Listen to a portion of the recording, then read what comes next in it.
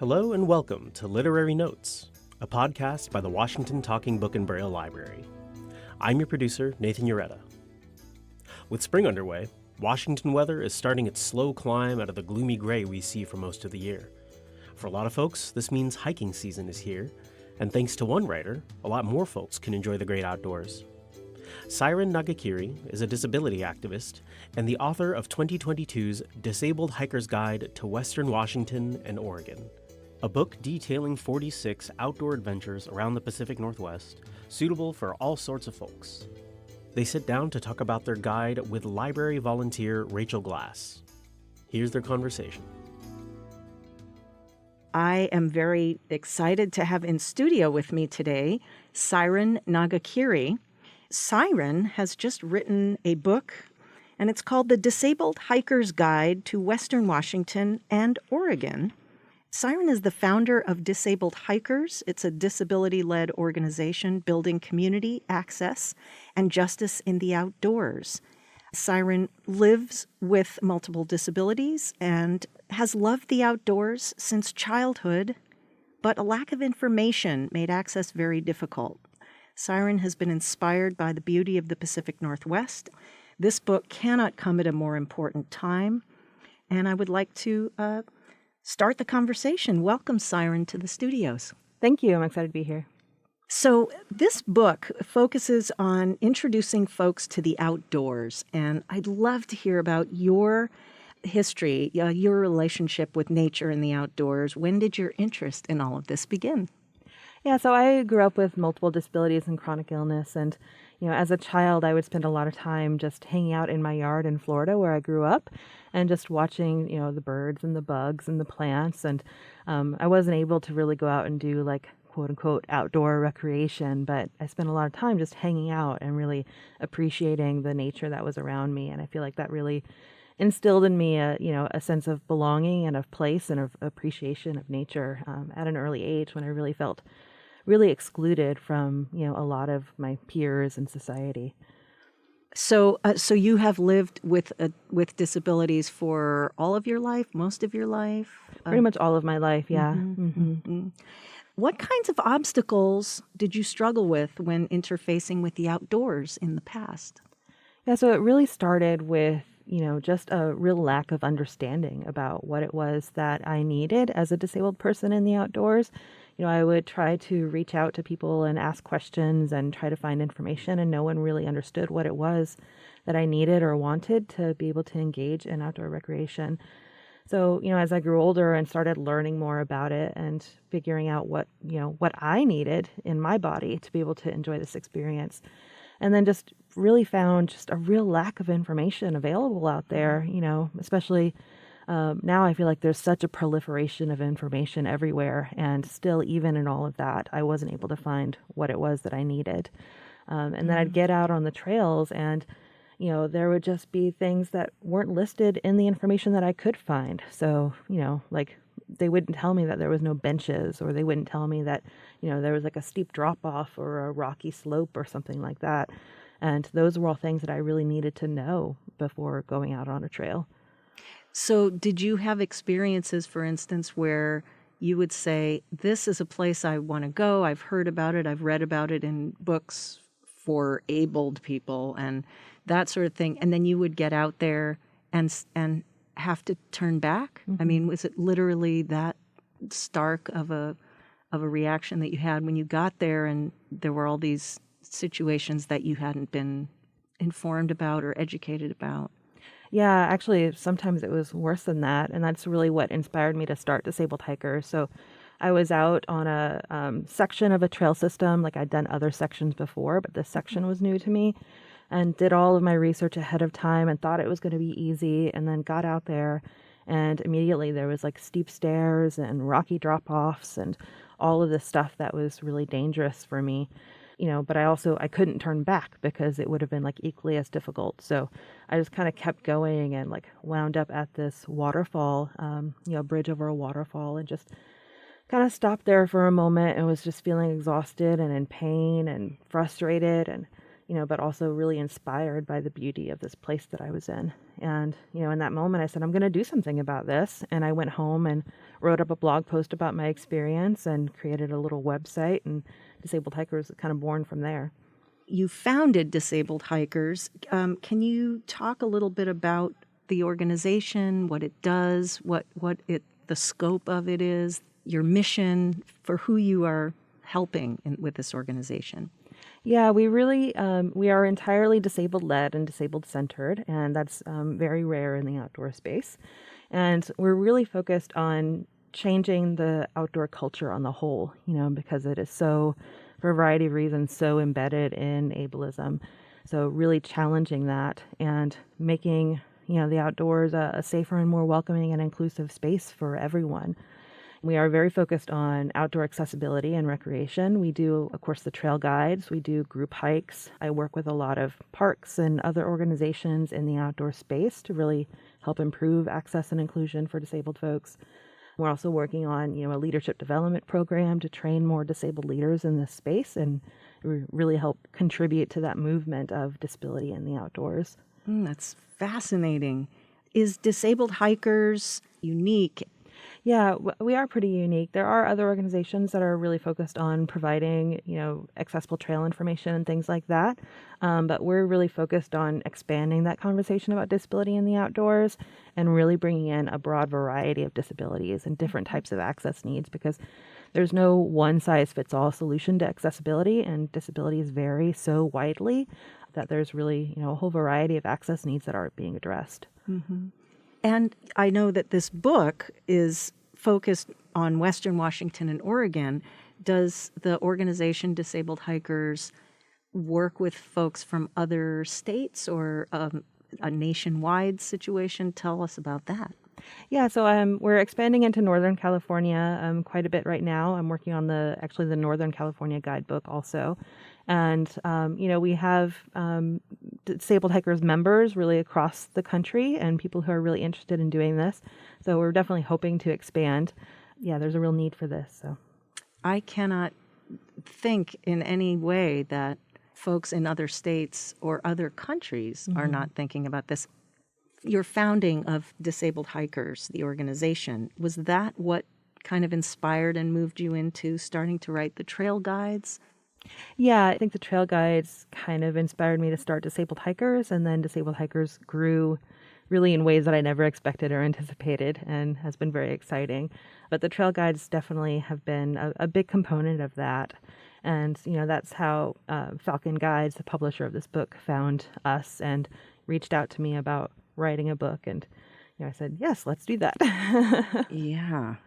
One of the things I was really amazed to read is that this book is the first of its kind to consider the diverse needs of disabled folks when it comes to outdoor adventures. How big is the disabled hiker community, and how long has the call for a book like this been out there? Yeah, I think there's definitely has been a need for it for a very long time. Disabled folks make up 25% of the population. When you add in family and caregivers, you're looking at 70% of the population. Disability really will impact everyone at some point in their lives. So, this is definitely a community that has been ignored for a very long time. Yeah, and that's really interesting that you bring up the family and caregivers, because they also will most certainly be looking for ways to find resources where they can help their loved ones or be there with them to accompany them on hikes and outdoor experiences, because that is so important. I had a question about your journey. Do you like to hike alone? Is that sort of how you started, or do you go with other people? What does that look like in Syren's world?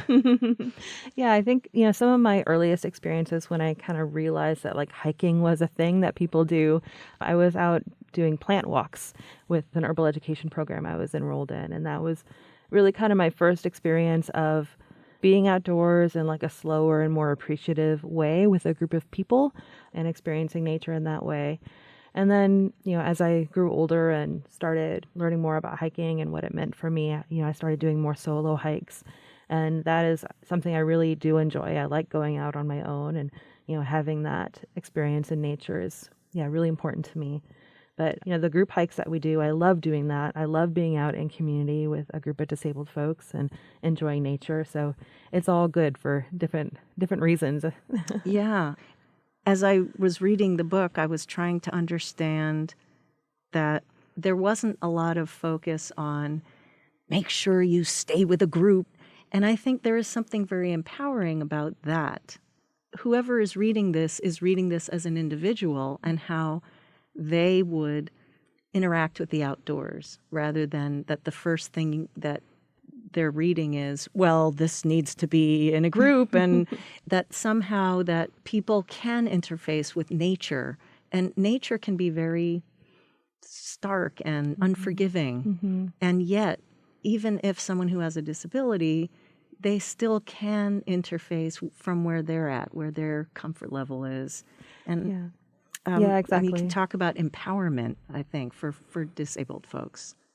Yeah, and that's really important for me and my work. I think for a long time, kind of there's this misperception that disabled folks can't be independent and can't do things on their own. And while, of course, many of us do rely on caregivers and family, and that is very important, it is also important to have that sense of autonomy and control over our own bodies and our own experiences.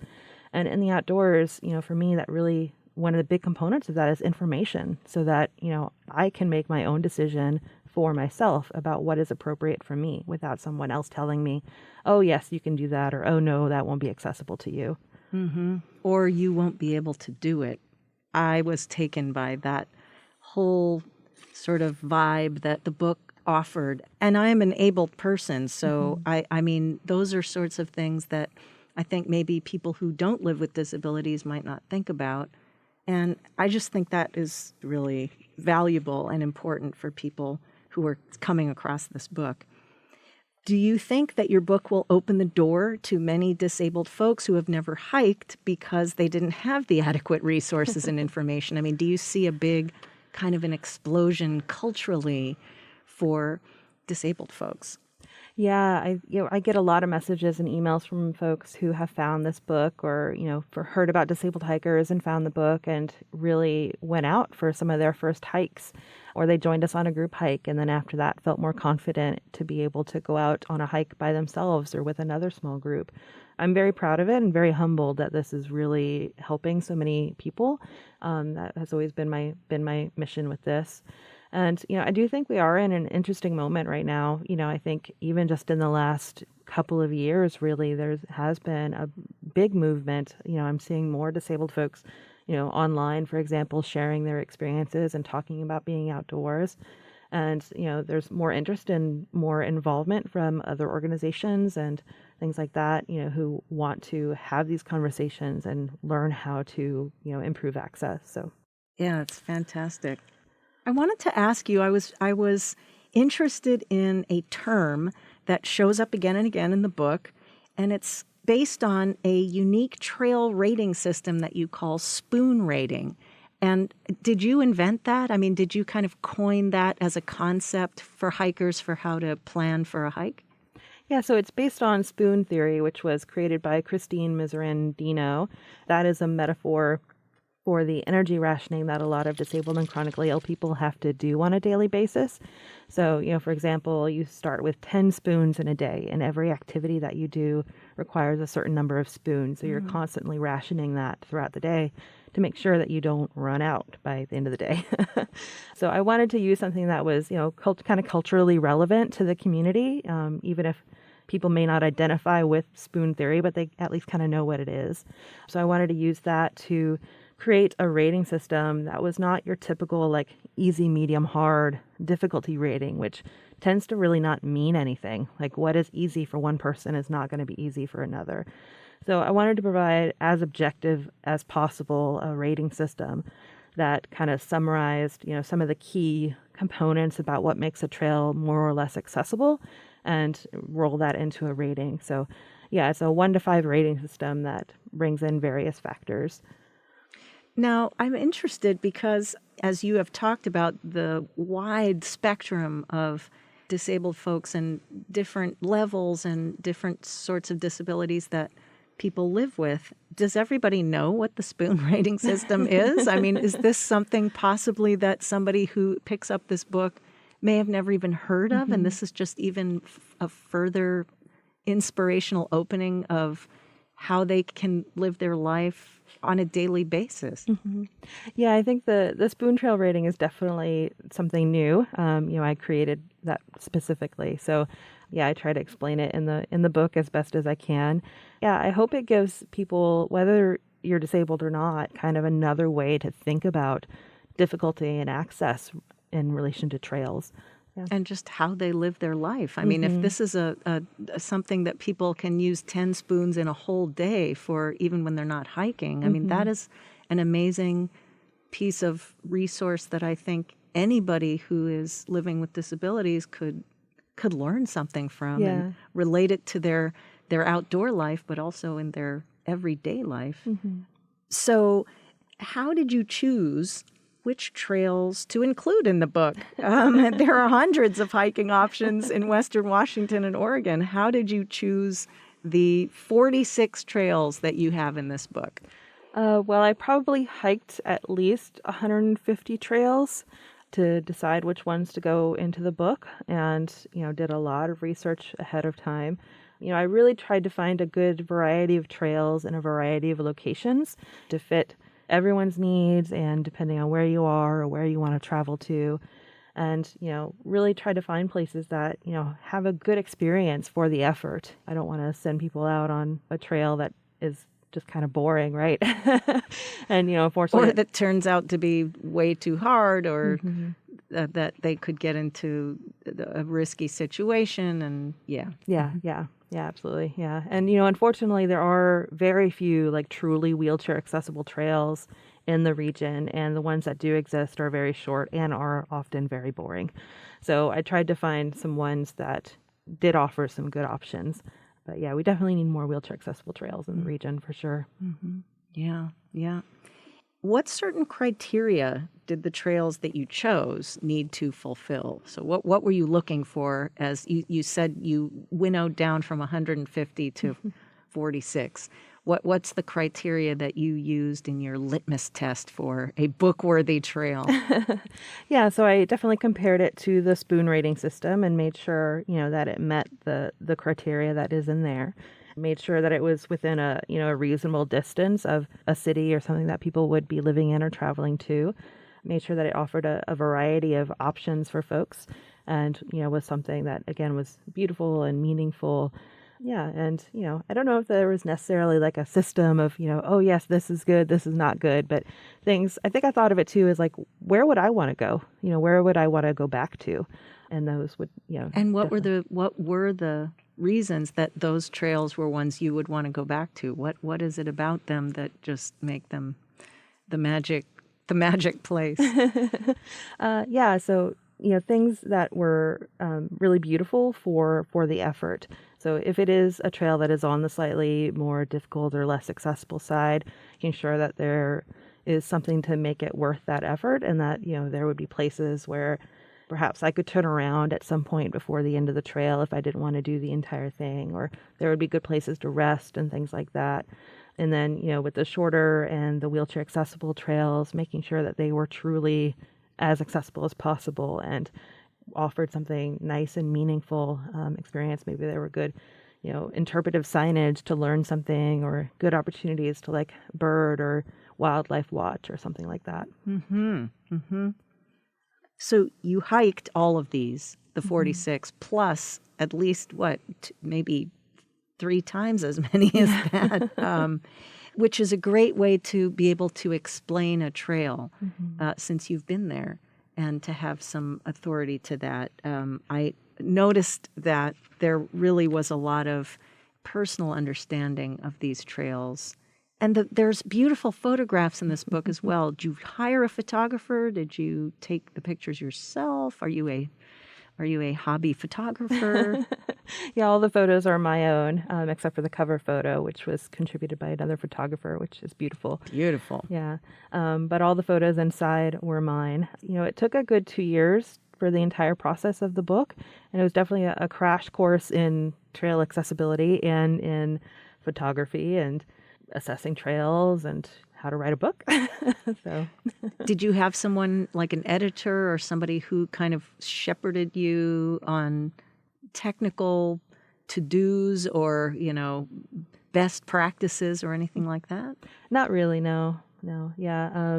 The Falcon Guides did help with some of the components, like how to upload GPS tracks to create the maps and things like that. And of course, they did editorial and all of that. But yeah, it was definitely a learning process. So I did want to talk about the aspects of the book that you are including. You have many details, like exact GPS coordinates. Of course, we mentioned the beautiful pictures and the spoon ratings. You also have really valuable historical facts and information of the native tribes who live or lived on this land traditionally, where these trails are. And I'd love to hear how you decided when you were doing your research, like how you found all of this information, pictures of the traditional native writing of how the trails are spelled and how you pronounce them, and just really sort of small, thoughtful details that I think add a lot to the authority of this book and also the care of this book. Talk a little bit about that. Thank you. Yeah. I thought it was really important to me to include native land acknowledgments in the book. That's becoming a kind of a more common, popular practice, but it has, I think, become watered down in a lot of ways. So I connected with many of the tribes throughout the region to ask them questions and information, and I'm very grateful for everything that they shared with me. And then did a lot of research on the trails and the specific locations to find out more about their ancestral lands and the history of that place. And wanted to include that in the book, both to provide more information and also to really hopefully spark a conversation and really try to share more of that information. Mm-hmm. Yeah. How did the native tribes respond? Were they interested? Were they excited to share information? Did they want to have people get involved? How was that interfacing with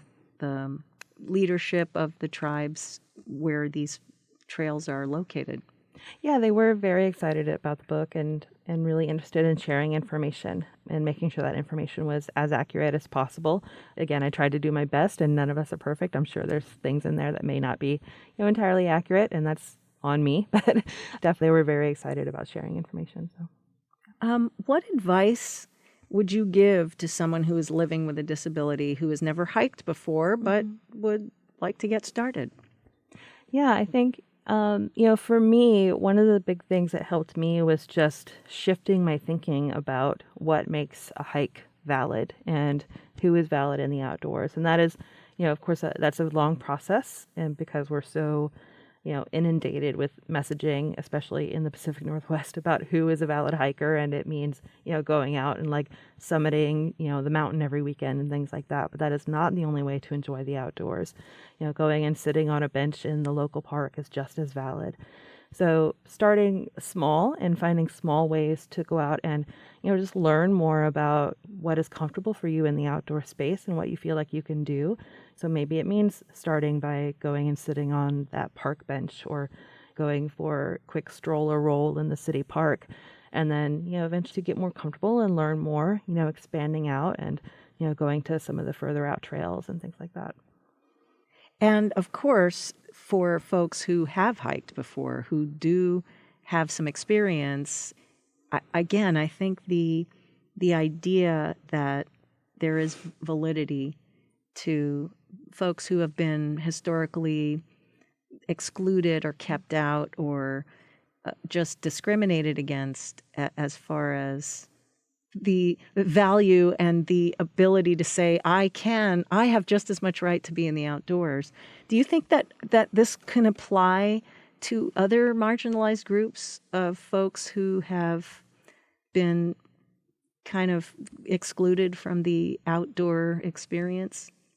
Absolutely. At least I hope so. I think for all of us, information is power, and having that information in advance can help at least remove one of the stressors that can, be involved with being outdoors as a marginalized person.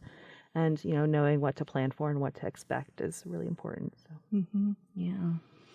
Let's talk about the hiking and what are the benefits? I mean, what are some actual science benefits that you can talk about, hard and fast science benefits that are known to be helpful to people, to people's bodies, to people's physical health, to people's mental health and emotional health? What are the benefits of being outside and interfacing with nature?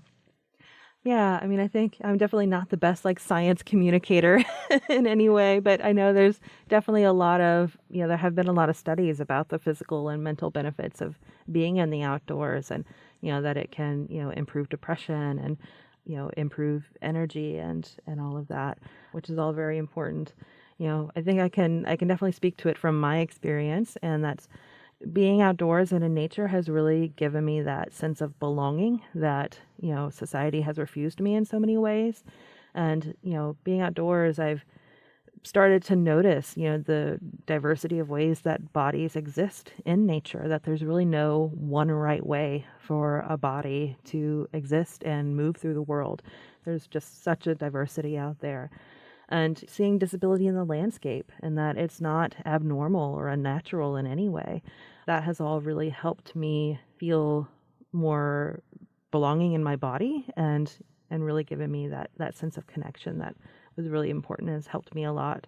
And of course, hiking, has given me some physical benefits. I've, of course, have gotten, built a little more muscle, a little more stamina and all of that. But at the same time, it has also contributed to injuries. So, it's definitely, when you're living in a disabled body, there's always those risks and that constant kind of risk analysis that you have to do. And, for me, it has, the benefits have outweighed the risks for sure. So. As I looked at the trails and I looked at these spoon ratings, because I was so fascinated with the spoon ratings, it seems like you have chosen 5 spoons as sort of the top edge of the trails that you put into the book. And I'm wondering if that also is a way that folks don't spend their entire day's worth of spoons in one hike, so that they can hike and then they can go home and also go shopping or do something else or do another activity, so that they aren't spent after one hike. Did I notice that correctly, or were there some actual 8 spoon trails that you talked about? Yeah, I think, at least in the book, 5 spoons is definitely kind of the most quote unquote difficult. And, I wanted to give kind of a scale that was easy to manage, right? So 1 to 5 felt kind of the most reasonable. But as I kind of explain in the book, I can't necessarily tell you how difficult that will be or how many spoons, you know how many spoons you're starting with in the day. So if you're having a 8 spoon day, then, maybe you only want to do a 1 spoon hike.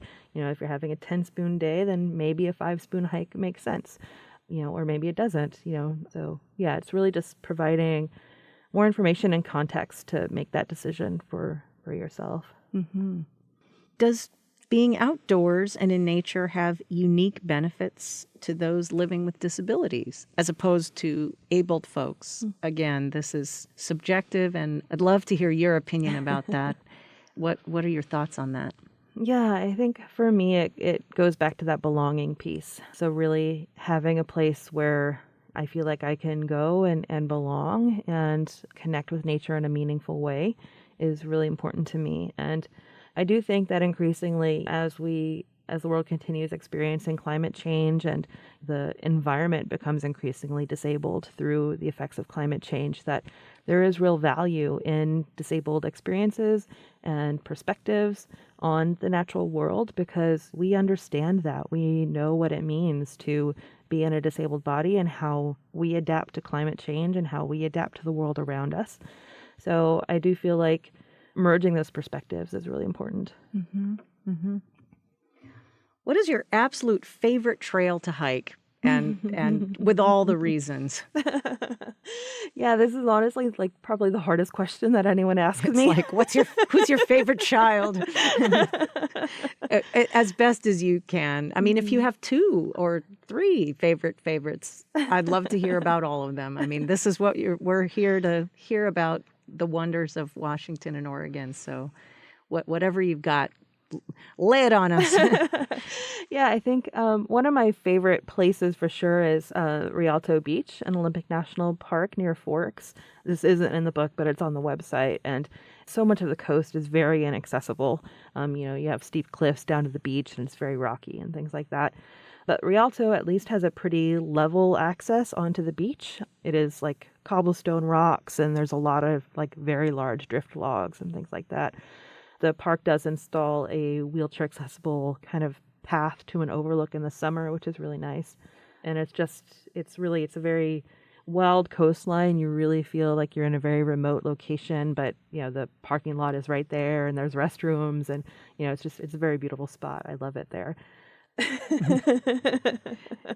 Any from the book that that stood out to you that you said, this one, like before you thought of any of the other 46, you said this one is definitely going to have to be in the book. Mm-hmm. Yeah, I think Picture Lake is also another favorite. That's a really beautiful wheelchair accessible path that loops around the lake, and there's beautiful views of the mountain and the wildflowers and all of that. So that's a very nice one too. Fantastic. Yeah. Take note, everyone. What is the most amazing thing that ever happened to you while hiking? I guess I have to say when I was inspired to start Disabled Hikers, that obviously was a very pivotal moment in my life. And, I will definitely never forget that hike. So. Was there a something that happened or something that just clicked for you that made you say, okay, because of this, I'm going to start an organization? Yeah, it was definitely, the experience of being on that trail and encountering so many obstacles and barriers that weren't listed in anything that I read, and, having a really difficult and dangerous experience on that trail. And then, just sitting there and watching the waterfall flow by and, just trying to rest and relax and be in that moment. And, really feeling inspired then to go home and write about it and launch the website and the organization. So. Mm-hmm. I am assuming that the youth in the disabled community, I don't know how active they are or how plentiful, how big that community is of the youth subset of the disabled community. How do you find that helping youth? Because this apparently was something that you have been thinking about since you were young, mentoring young people, or do you feel like you could be a mentor, an outdoors mentor of young disabled people? Yeah, I definitely want to move into doing more of that. So we are planning on launching a leadership development training program and offering more training opportunities and launching a network that will provide opportunities for disabled folks to come together and just network and learn from each other and mentor each other. So, yeah.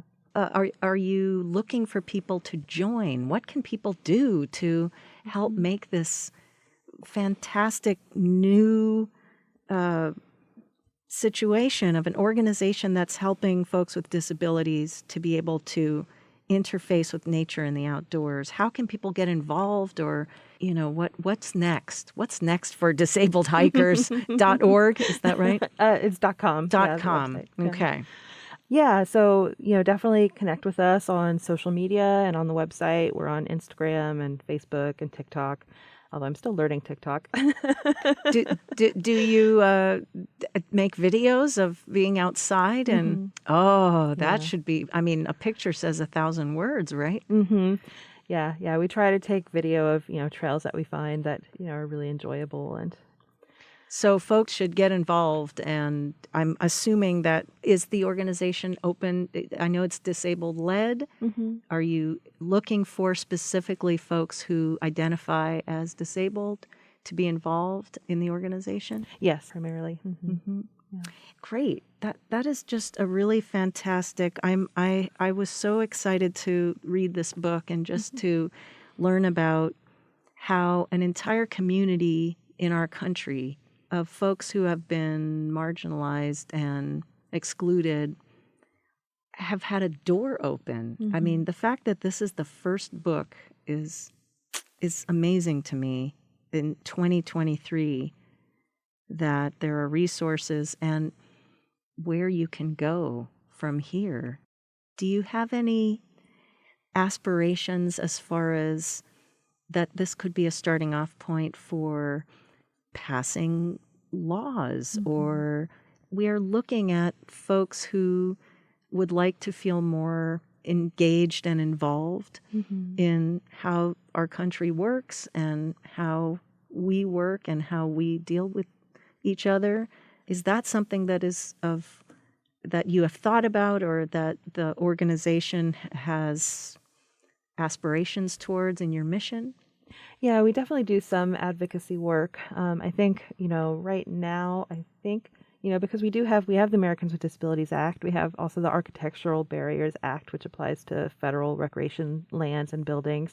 And really, I think enforcing those, first of all, would be great because there's a lot there that, could and would benefit the community if they were properly enforced and followed. So, we do some advocacy work and working with parks and organizations and making sure that they are meeting, their requirements.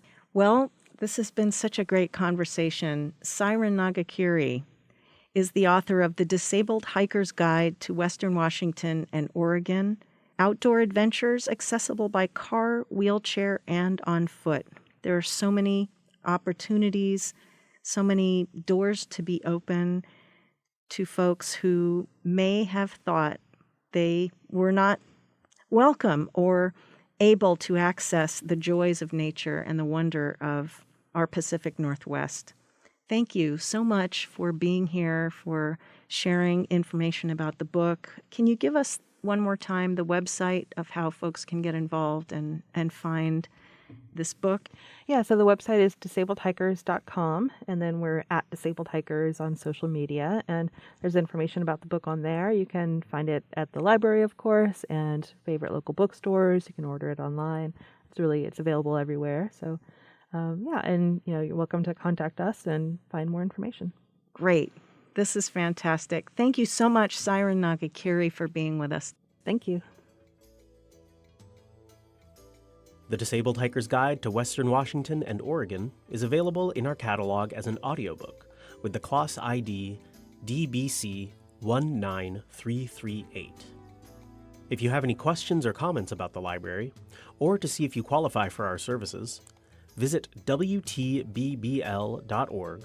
or call us Monday through Friday from 8:30 a.m. to 5 p.m. at 206-615-0400 or toll-free at 800-542-0866.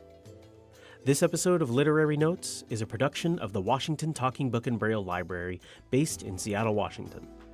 I'm your producer, Nathan Ureta. Thanks for listening.